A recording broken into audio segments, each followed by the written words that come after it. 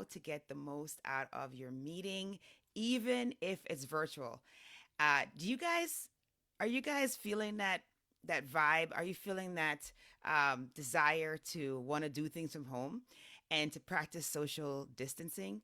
Well, this is the perfect opportunity. So, a lot of schools, even my own alma mater, has actually suspended classes and has now a remote learning environment.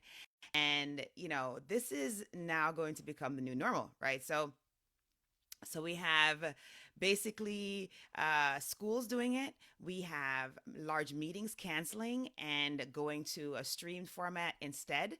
And so this is happening more and more. So, how are you going to get the most out of your meeting if it's virtual?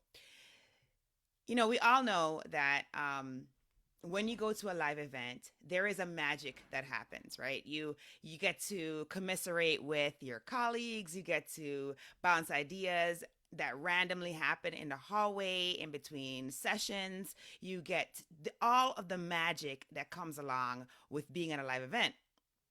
And so, it begs to question that if you now have the same kind of entity, it's no longer going to be live. You're no longer going to have the ability to reach out and touch your fellow human, the ability to curbside somebody in between sessions, the ability to do those kinds of things. How are you going to get that same magic if you're in your home or you're in your home office like I am right now? So there's some ways. There's some ways in which you can do that. And it is not it's not out of the question that you can still capture that. You can still get the most out of such a scenario. So if it means that your meeting is because of school. So, say for example, now your classes. So, like I said, my alma mater basically has gone to virtual classes. I know that the University of Michigan has now gone to virtual classwork as well.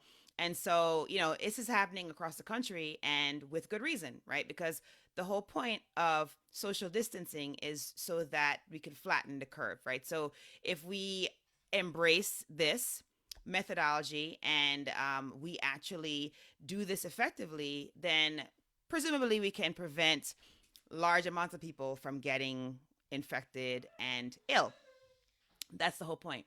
So, flatten the curve.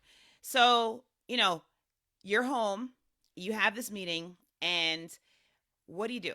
How do you prepare? What are some things that you can do to make sure that you get the most out of it?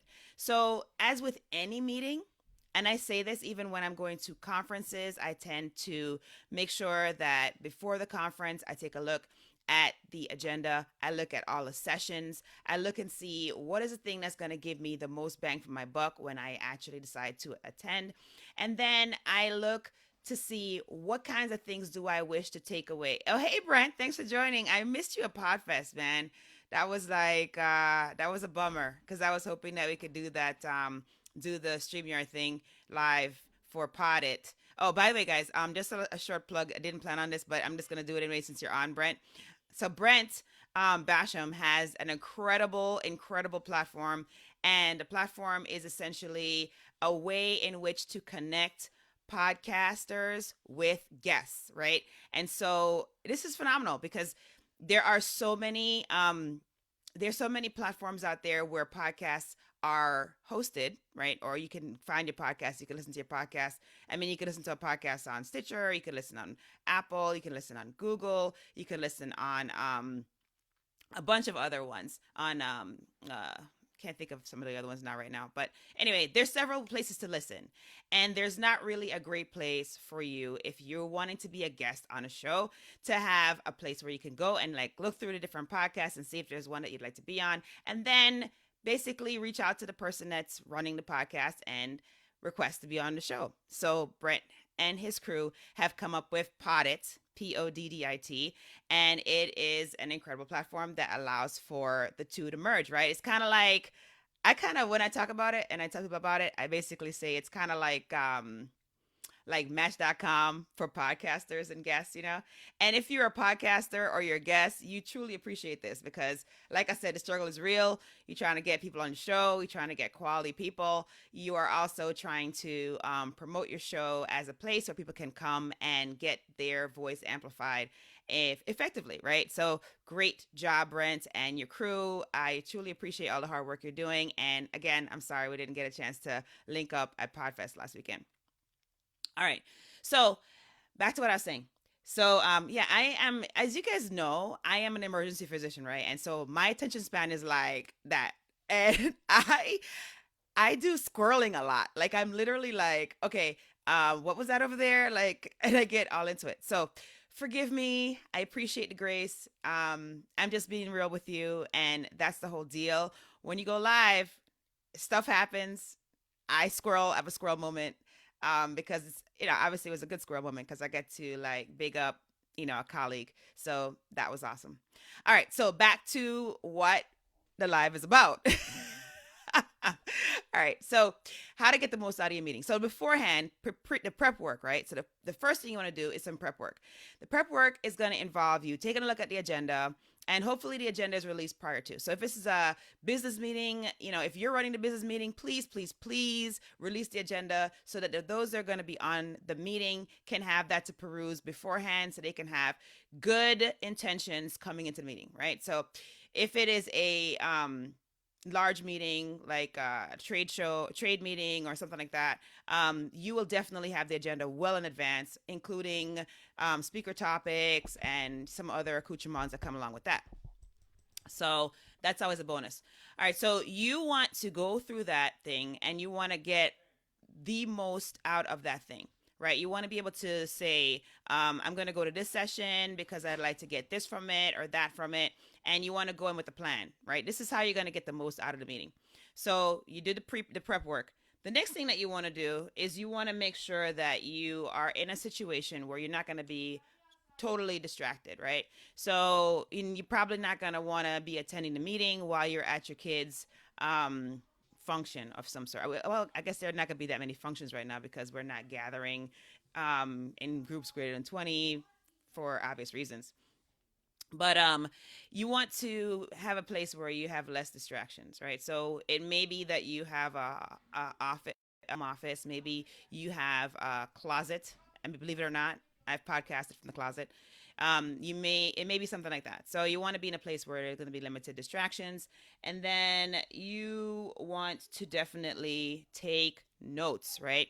You want to take notes. If you did the prep work, you have no distractions, and then the next thing that you want to do is take notes, because what you want to do is the same thing like if you were actually at the meeting live. At the meeting live, you would literally contribute to the meeting, right? I mean, that is what makes the meeting worth your while.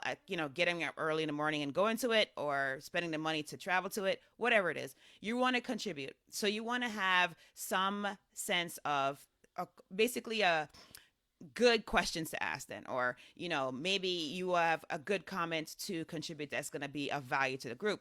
So you want to do that. So you want to take notes and you want to have a salient point. So these things, so you may or may not be able to contribute in real time. Perhaps there might be like a chat box or something like that. This is a great place in which you can engage, right? You want to be engaging because that is going to give you great value. It's also going to give great value to those who are at the meeting, and it's going to make the meeting that much better. And everybody's going to be involved, and it's going to be awesome. So those are my 3 tips for getting the most out of your meeting, even if it's virtual. So the first tip was definitely prepare beforehand. So look over the agenda. If it's a meeting, just like a 1-hour meeting or something, look over the agenda, see what points you're going to want to expand on, what you're going to be interested in. If it's a large meeting, look over the program, see who the speakers are, what they're going to be talking about. And so you can wisely select what you're going to attend, and you can wisely contribute when comes time for contributing. The next thing is, so I said the first one was review the agenda ahead of time to prepare yourself so that you come in prepared. Chance favors a prepared mind. So just like you would have had a situation where you might bump into somebody in the hallway and you might have done like a curbside collab or something like that, the only reason why that was even able to be possible is because you prepared yourself before you got to the meeting, right? You knew the things that you wanted to get out of it. So preparing yourself beforehand is crucial. Hey, Erica, thanks for joining.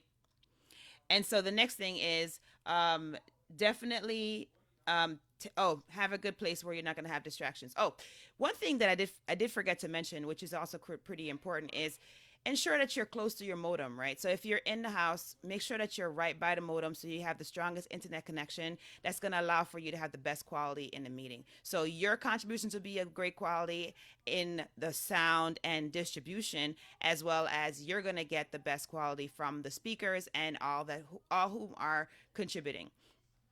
So, and then the last thing was take notes so that you can contribute to the group, and also so that you can be edified from the knowledge that's being distributed by the group.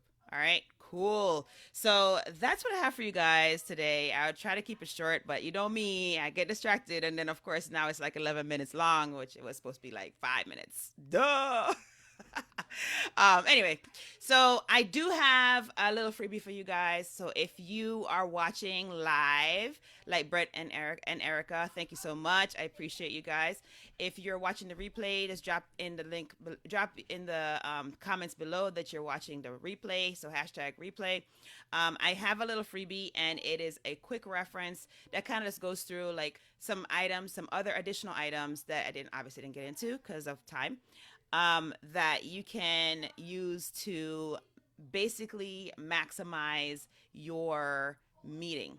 Okay, so this is literally going to be some really cool tips. So if you're the person hosting a meeting, or if you're the person attending the meeting, these tips are also going to help you to get the most out of it. So I really hope that you guys found this useful, and I would love it if you'd hit me up for even just to kind of chit chat. I'm totally very receptive to that.